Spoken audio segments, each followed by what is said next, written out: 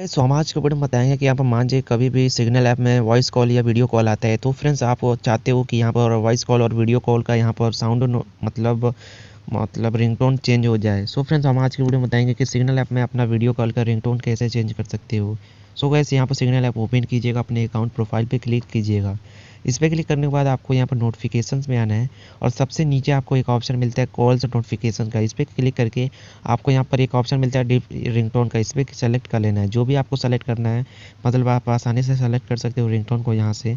So guys यहाँ पर देख सकते हो, यहाँ पर आसानी से जो भी आपको पसंद आता है वो सेलेक्ट कर दीजिएगा। मुझे मान लीजिए यह पसंद है, सो मैं इसे चूज़ करके ओके कर दूंगा। सो गाइस ऐसे आप अपना रिंगटोन चेंज कर सकते हो कॉल्स का यहाँ पर सिग्नल ऐप में। सो गाइस कैसा लगा वीडियो कमेंट बॉक्स में बताइएगा। मिलते हैं नेक्स्ट वीडियो में, बाय बाय।